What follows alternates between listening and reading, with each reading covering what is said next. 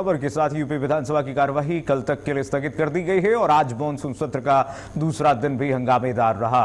विपक्ष लगातार सरकार को घेरता रहा। कार्यवाही स्थगित होने के बाद सीएम योगी ने प्रेस कॉन्फ्रेंस की और सपा पर निशाना साधते हुए कहा कि समाजवादी पार्टी का आचरण सदन की मर्यादा के खिलाफ है और विपक्ष का आचरण आज पूरे प्रदेश में विधानसभा में देखा। यह आचरण न केवल सदन की अवमानना है बल्कि अलोकतांत्रिक और शर्मनाक भी है। ये देखिए जरा चार तस्वीरें विपक्ष पर किस तरह से मुख्यमंत्री योगी आदित्यनाथ ने जमकर निशाना साधा है। पहली तस्वीर जो हम आपको दिखा रहे हैं जिसमें आप देख सकते हैं सीएम ने कहा कि यूपी में अब पलायन नहीं होता है, विपक्ष किसी नियम को नहीं मानता है। दूसरी तस्वीर जब हम आपको दिखा रहे हैं जब मुख्यमंत्री योगी आदित्यनाथ ने निशाना ये कहते हुए साधा कि सपा ने राम मंदिर का विरोध किया, राम मंदिर पर उल्टी सीधे इन्होंने बातें की है। सीएम ने कहा कि सपा ने भगवान राम का अपमान किया, प्राण प्रतिष्ठा के निमंत्रण पर ये लोग नहीं आए और ये आज पूछ रहे हैं कि राम मंदिर में दान चोरी हुआ, उस पर सवाल उठा रहे हैं। विपक्ष पर आचरण, विपक्ष का जो आचरण है वो अलोकतांत्रिक है। ये लोग सदन नहीं चलने देना चाहते हैं। विपक्ष का आचरण सनातन विरोधी और अलोकतांत्रिक भी, शर्मनाक भी। सीएम योगी आदित्यनाथ ने आज आरोप लगाए हैं। बढ़ेंगे आगे। यूपी में 13 आईएएस अफसरों के तबादले हुए हैं। गोरखपुर, बस्ती, बरेली, प्रयागराज मंडलायुक्त बदल दिए गए हैं। बड़ी खबर, प्रशासनिक सर्जरी हो गई उत्तर प्रदेश में। 13 भारतीय प्रशासनिक सेवा के अधिकारियों के तबादले हुए हैं जिसमें गोरखपुर, बस्ती, बरेली, प्रयागराज मंडलायुक्त बदल दिए गए हैं। बलकार सिंह को यूपी सीडा के सीईओ के रूप में जिम्मेदारी दी गई है। अनिल ढींगड़ा को आवास विकास आयुक्त बना दिया गया है। प्रशासनिक स्तर पर यह बड़ा फेरबदल हुआ है। कई वरिष्ठ अफसरों को नई जिम्मेदारी सौंपी गई है। उत्तर प्रदेश में वरिष्ठ आईएएस अधिकारियों की जिम्मेदारियां जो हैं वो बदल दी गई हैं। कई वरिष्ठ अफसरों को नई तैनाती दे दी गई है। बड़ी खबर आपको जो बता रहे हैं, यूपी में 13 आईएएस अधिकारी जो भारतीय प्रशासनिक सेवा के अधिकारी जो हैं, इनकी सूची आपकी टीवी स्क्रीन पर दिखा दें। ये देखिए जरा, 13 आईएएस अधिकारियों के तबादले उनके नवीन कार्यक्षेत्र में भेज दिया गया है। गोरखपुर, बस्ती, बरेली और प्रयागराज के कमिश्नर बदल दिए गए हैं। बलकार सिंह यूपी सीडा के सीईओ बनाए गए हैं। अनिल ढींगड़ा को, जो वरिष्ठ आईएएस अधिकारी हैं, आवास विकास आयुक्त की जिम्मेदारी सौंपी गई है। प्रशासनिक स्तर पर यह बड़ी सर्जरी आप कह सकते हैं। पारदर्शिता को मेंटेन करने के लिए उत्तर प्रदेश शासन ने कर दिया है। कई वरिष्ठ अफसरों को नई जिम्मेदारी सौंप दी गई है, उनकी जिम्मेदारियों को बदला गया है, उनके ट्रांसफर हुए हैं। देखिए गोरखपुर, बस्ती, प्रयागराज और बरेली मंडल के मंडलायुक्त जो कमिश्नर्स होते हैं उनकी भी यहां पर बदली की गई है, उनको ट्रांसफर किया गया है। प्रणवीर हमारे साथ जुड़ गए इसी खबर पर तमाम जानकारी के साथ। प्रणवीर बताइए जरा, 13 आईएएस अधिकारियों की तबादले की खबर जो मिल रही है, सूची हम दर्शकों को जो दिखा रहे हैं, क्या बड़े बदलाव और क्या संदेश? निश्चित तौर पे उत्तर प्रदेश के मुखिया योगी आदित्यनाथ ने कानून व्यवस्था बनाए रखने के लिए, जो विकास कार्यों को गति देने के लिए एक 13 आईएएस अधिकारी जो कि कमिश्नर लेवल के अधिकारी हैं उनका ट्रांसफर किया है। जो अनिल ढींगड़ा जो कि मंडलायुक्त गोरखपुर मंडल के, उनको अब आवास आयुक्त उत्तर प्रदेश प्रशासन एवं विकास परिषद निदेशक नगर भूमि सीमारोपण बनाया गया है। और कहीं ना कहीं जो आवास एवं शहरी नियोजन विभाग उत्तर प्रदेश भी इनको जिम्मेदारी दी गई है। वहीं जो इंद्र विक्रम सिंह थे जो पहले कृषि विभाग में थे, उनको अब मंडलायुक्त गोरखपुर बनाया गया है। आपको बता दें गोरखपुर मंडल चूंकि उत्तर प्रदेश के मुखिया योगी आदित्यनाथ का चूंकि गृह जनपद है गोरखपुर, और उसका मंडला आयुक्त बनाना, यानी कि जो उत्तर प्रदेश के मुखिया योगी आदित्यनाथ है वो बहुत ही शालीन और बहुत ही कर्मठ व्यक्तियों को अपने जिले में चाहे तैनाती की बात करें, हालांकि वो पूरे प्रदेश में इस तरह की स्वच्छ छवि और ईमानदार अधिकारियों की तलाश करते हैं, लेकिन खासकर अगर गोरखपुर की बात करें तो गोरखपुर में तो वही अधिकारी नियुक्त होता है जिस पर कहीं ना कहीं उत्तर प्रदेश के मुखिया योगी आदित्यनाथ का पूर्ण रूप से जांचा परखा हुआ अधिकारी होता है। सबसे बड़ी जिम्मेदारी की बात आपको बता दें कि जिस अनिल ढींगड़ा मंडलायुक्त गोरखपुर का मंडलायुक्त बनाया गया था, उनको कहीं ना कहीं गोरखपुर का बनाया गया था, उनको एक महत्वपूर्ण विभाग जो कि मुख्यमंत्री के कार्य विभाग आवास से संबंधित है और फिर उनको वहां की जिम्मेदारी दी गई है। वहीं जो बलकार सिंह जो आवास आयुक्त थे उनको उनकी जगह उनको अब मुख्य कार्यपालक अधिकारी उत्तर प्रदेश राज्य औद्योगिक विकास प्राधिकरण बनाया गया है। यानी कि जो सबसे तेज अधिकारी, जो महत्वपूर्ण अधिकारी है, चाहे इंद्र विक्रम सिंह की बात करें, चाहे रविंदर सिंह की बात करें, वो कृषि विभाग में थे और उनको वर्तमान पद के साथ कृषि उत्पादन मंडी परिषद यानी कि मंडी परिषद के उत्तर प्रदेश पर अतिरिक्त प्रभार उनको दिया गया है। वैभव श्रीवास्तव जो कि पीसीडीएफ में थे प्रबंधक, उनको बस्ती का मंडलायुक्त बनाया गया है। तो बता दें बस्ती मंडल में 3 जिले आते हैं, बस्ती, संत कबीर नगर और सिद्धार्थनगर। तो यहाँ के जो मंडलायुक्त थे अखिलेश सिंह, वो कहीं ना कहीं रिटायर हो गए हैं। तो उसके आधार पर कहीं ना कहीं वो सीट खाली हो गई थी, तो उस पर जो है वैभव श्रीवास्तव को बनाया गया। प्रकाश दिन जो कि गृह विभाग में थे, सतर्कता अधिष्ठान के पास था, तो उनको प्रबंधक निदेशक पीडीसीएफ बनाया गया है। ठीक है रणवीर, यानी कि हम ये कह सकते हैं 100 बात की एक बात कि उत्तर प्रदेश शासन ने इसमें संदेश दिया है। सिर्फ इसे एक रूटीन ट्रांसफर नहीं मान सकते हैं, इसमें संदेश देने की भी कोशिश की गई है। पारदर्शिता को मेंटेन करने के लिए, कानून व्यवस्था को मेंटेन करने के लिए जिन अधिकारियों ने अच्छा काम किया उनको रिवॉर्ड भी मिला। बहुत शुक्रिया रणवीर तमाम जानकारी साझा करने के लिए।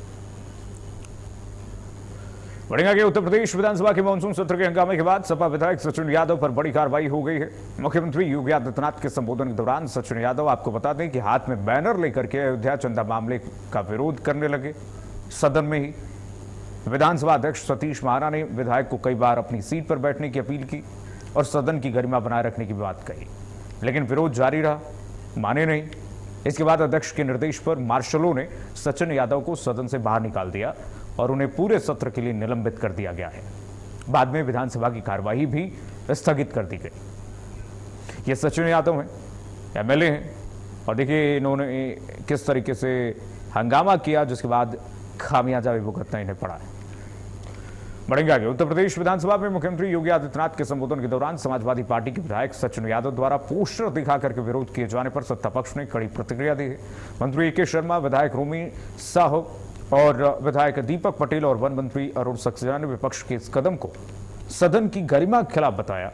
नेताओं ने कहा कि विधानसभा लोकतांत्रिक बहस का मंच है, न कि पोस्टरबाजी का। सुने। विपक्ष के खास करके समाजवादी पार्टी के सदस्यगण सड़क पे तो गुंडागर्दी करते ही है, सदन में भी उनका आचरण आज पूरी देश, दुनिया और प्रदेश ने देखा है।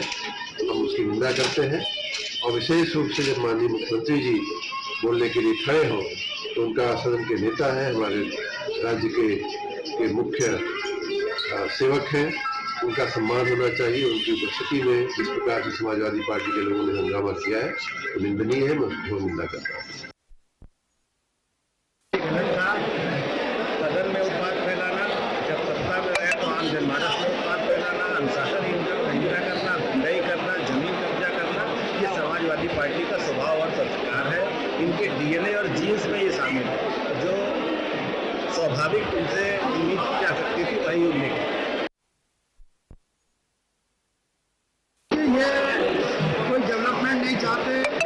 शांति नहीं चाहते, ये उत्तर प्रदेश को आगे नहीं बढ़ना देना चाहते समाजवादी पार्टी के लोग। और योगी जी का कोई विकल्प नहीं है, उनका कोई सानी नहीं है, कोई उनका अल्टरनेट नहीं है। योगी जी हैं तो खुशहाली है प्रदेश में, हरियाली है प्रदेश में, शांति है प्रदेश में, हमारी माँ बहन बेटियाँ सुरक्षित हैं प्रदेश में, किसान व्यापारी सब हमारे सुरक्षित हैं।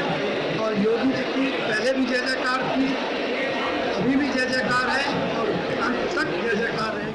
पर खबर यूपी प्रतापगढ़ से। प्रतापगढ़ में हर घर तिरंगा अभियान को लेकर के भाजपा जिला कार्यालय में कार्यशाला आयोजित की गई। कार्यक्रम में पूर्व प्रदेश मंत्री अनामिका चौधरी ने कार्यकर्ताओं से अभियान को जन आंदोलन बनाने और घर घर तिरंगा अभियान को पहुंचाने का आह्वान किया। जिलाध्यक्ष आशीष श्रीवास्तव ने कहा कि जिले के सभी मंडलों में अभियान को सफल बनाने के लिए कार्य किया जाएगा। वहीं पूर्व सांसद संगम लाल गुप्ता ने कहा कि ये अभियान नई पीढ़ी में राष्ट्रभक्ति की भावना को मजबूत करेगा। कार्यशाला में मजबूत किया जाएगा। कार्यशाला में बूथ स्तर तक जनसंपर्क बढ़ाने और अधिक से अधिक लोगों की भागीदारी सुनिश्चित करने पर जोर दिया जाएगा।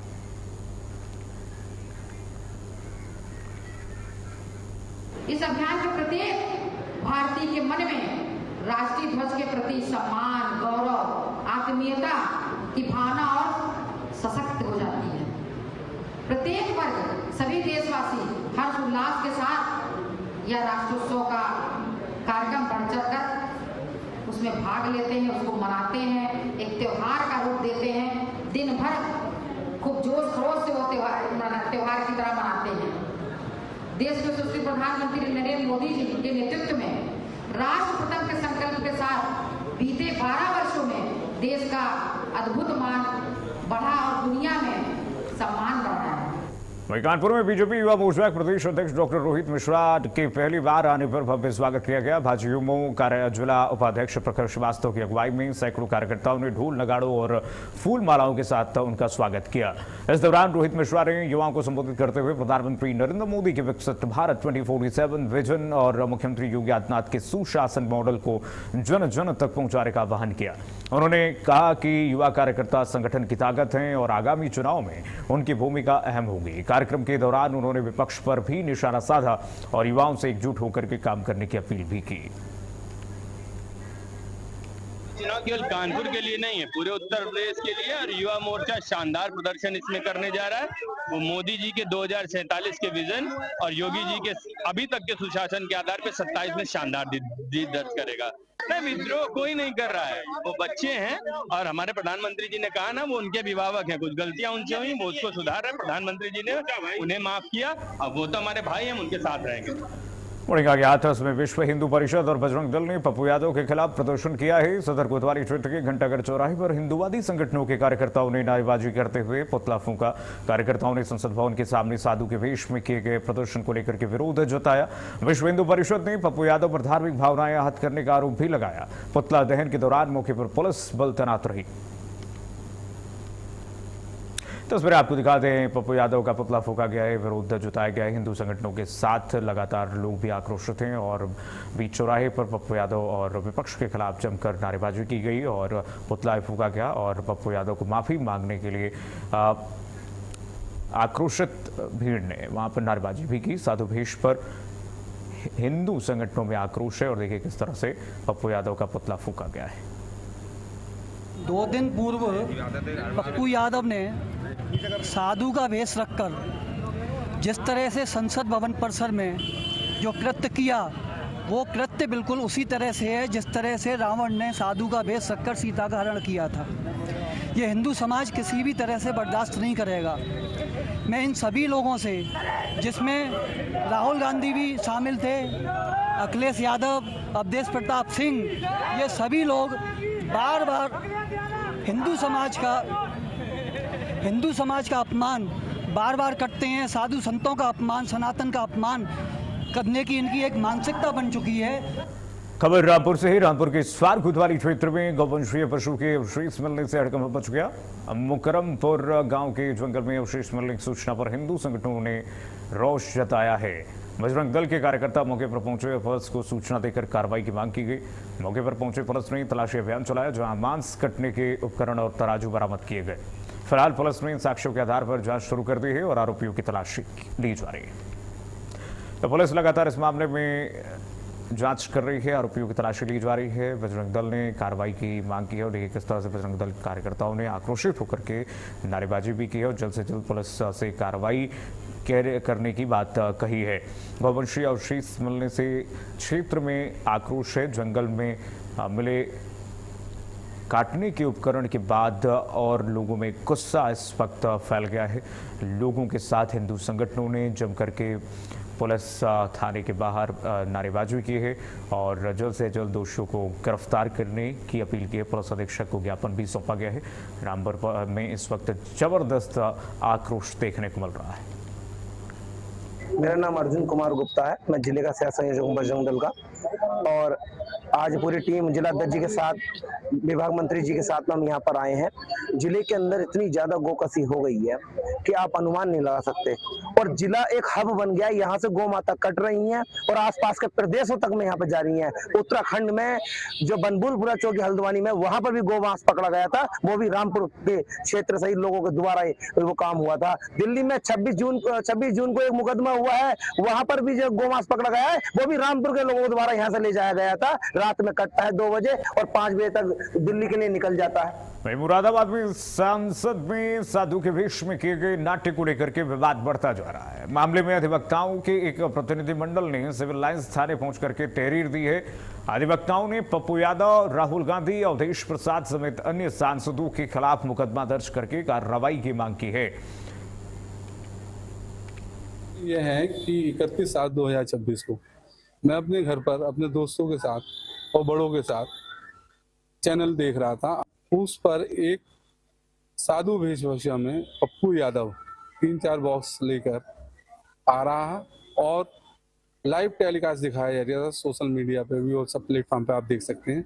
उनने भगवान श्री राम जी की चित्र को इस तरीके से पटका सोमी, उससे मेरे दोस्तों की और मेरे बड़ों की और मेरी भावनाओं को बहुत आहत हुआ, क्योंकि भगवान श्री राम हमारे करोड़ों हिंदुओं की आस्था के प्रतीक हैं। तो मुरादाबाद में सांसद पप्पू यादव समेत अन्य विपक्षी पार्टी के नेताओं के खिलाफ अधिवक्ताओं ने जमकर विरोध किया है कि हिंदू भावनाओं की आस्था के साथ इन लोगों ने खिलवाड़ की है, हिंदू आस्था को ठेस पहुंचा है, जल्द से जल्द ये लोग माफी मांगे। आगे बढ़ेंगे। यूपी बदायूं में पुलिस विभाग पर एसएसपी अंकिता शर्मा का बड़ा एक्शन देखने को मिला है। गाजियाबाद के लूनी थाना क्षेत्र में हत्या के वांछित आरोपी की गिरफ्तारी से जुड़े मामले में लापरवाही बरतने पर 4 पुलिस कर्मियों पर कार्रवाई की गई है। जांच में दोषी पाए जाने के बाद 2 उपनिरीक्षकों को तत्काल प्रभाव से निलंबित कर दिया गया है। वहीं इससे पहले एक उपनिरीक्षक को निलंबित करके और तत्कालीन थाना प्रभारी को लाइन हाजिर करके बड़ी कार्रवाई का संदेश दिया जा चुका है। एसएसपी की इस कार्रवाई में पुलिस महकमे में हड़कंप मचा हुआ है। वहीं मुरादाबाद में कांवड़ यात्रियों की सुरक्षा को लेकर के पुलिस प्रशासन अलर्ट मोड पर है। हरिद्वार मुरादाबाद कांवड़ पथ मार्ग पर तेंदुए और गुलदार के खतरे को देखते हुए पुलिस ने जागरूकता पोस्टर और होर्डिंग लगाए हैं। पुलिस ने कांवड़ियों से अपील की है कि ये क्षेत्र तेंदुआ प्रभावित है, इसलिए रात के समय इस रास्ते पर जाने से बचें और सावधानी बरतें।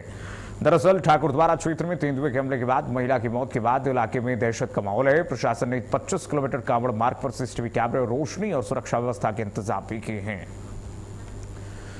वहीं आगरा में राज्य महिला आयोग के अध्यक्ष डॉक्टर बबीता सिंह चौहान ने महिला जन सुनवाई की। नवीन सर्किट हाउस में हुई सुनवाई के दौरान घरेलू हिंसा, दहेज उत्पीड़न, गुजारा भत्ता और पेंशन से जुड़े 49 मामलों पर सुनवाई की गई। महिला आयोग अध्यक्ष ने अधिकारियों को शिकायतों का जल्द और गुणवत्तापूर्ण निस्तारण करने के निर्देश दिए। साथ ही महिलाओं की सुरक्षा, स्वरोजगार और महिला कल्याण योजनाओं को लेकर भी समीक्षा बैठक की गई।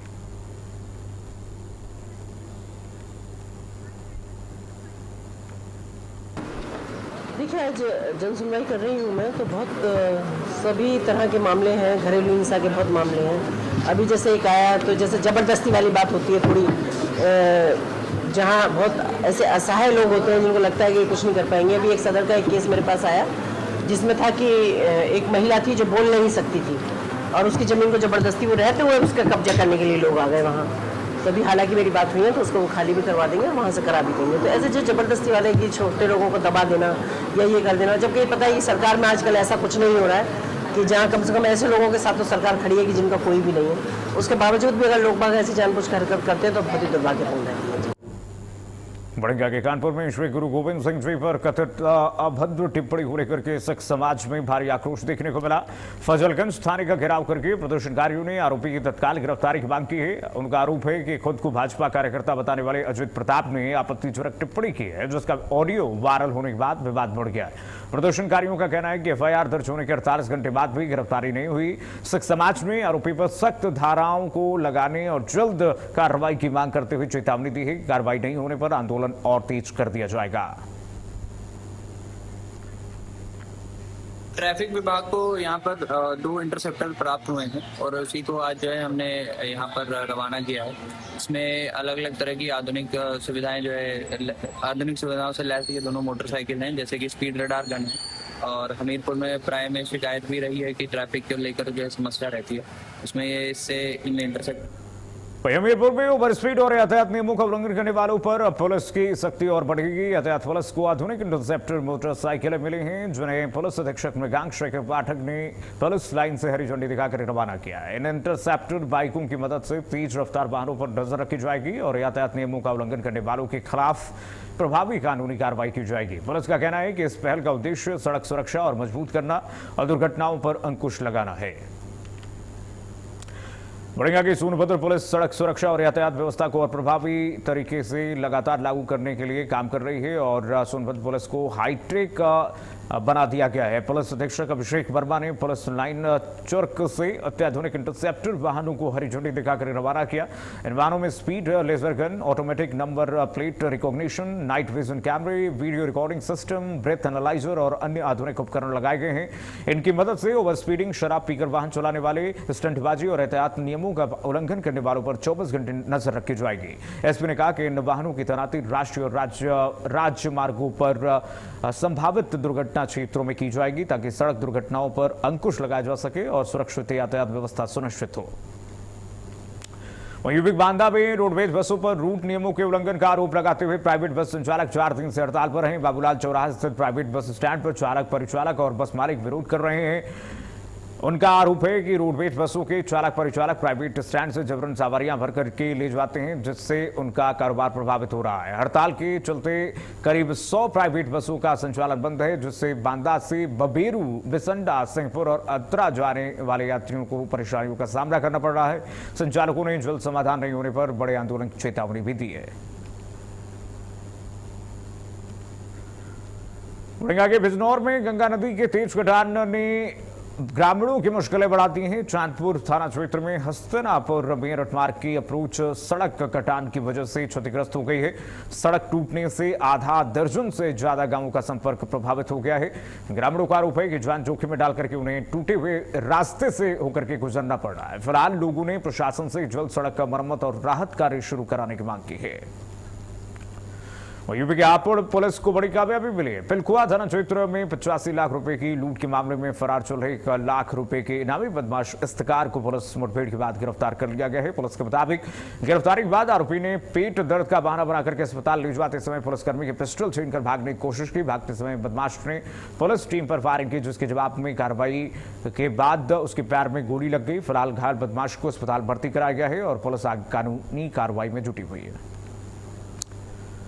बदायूं के वजीरगंज क्षेत्र के सुरसेना गांव में जलभराव से सभी ग्रामीण नाराज चल रहे हैं। सड़क पर लंबे समय से पानी भरे होने से लोगों का आवागमन बाधित हो रहा है। नाराज ग्रामीणों ने सड़क पर धान की रोपाई करके अनोखा विरोध प्रदर्शन किया है। प्रदर्शन से प्रशासन का ध्यान समस्या की ओर आकर्षित करने की कोशिश भी की गई। ग्रामीणों का कहना है कि कई बार शिकायत की गई, लेकिन प्रशासन ने कोई कार्रवाई नहीं की। जलभराव के कारण बच्चों, बुजुर्गों और राहगीरों को भारी परेशानियों का सामना करना पड़ रहा है। ग्रामीणों ने सड़क की मरम्मत और जल निकासी की तत्काल व्यवस्था की मांग की है। और चलिए इस आदेश के उत्तर में बस इतना ही। खबरें लगातार जारी, देखते रहिए भारत अपडेट।